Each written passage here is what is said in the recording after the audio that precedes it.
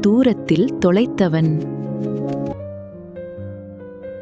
நிதி சுதந்திரம் என்பது பணம் சம்பாதிப்பது மட்டுமல்ல, அது ஒருவரின் வாழ்க்கையை தன்னிச்சையாக நடத்தும் சக்தி.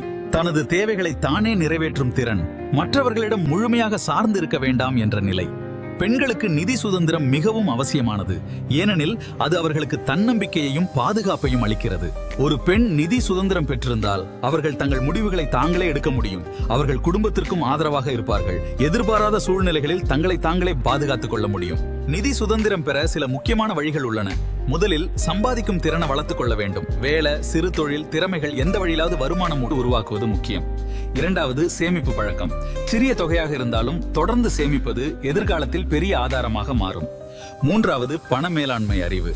வருமானம், செலவு, சேமிப்பு இவற்றை சரியாக திட்டமிடுவது மிக முக்கியம். நான்காவது, அவசியமில்லாத செலவுகளை தவிர்ப்பது. நிதி சுதந்திரம் என்பது அதிகம் சம்பாதிப்பதில் இல்லை, சரியாக பயன்படுத்துவதில் தான் இருக்கிறது. அன்புடையவர்களே, பெண்கள் நிதி சுதந்திரம் பெற்றால் அவர்கள் வாழ்க்கை மட்டும் மாற்றமடையாது, குடும்பத்தின் பொருளாதார நிலையும் உயர்கிறது.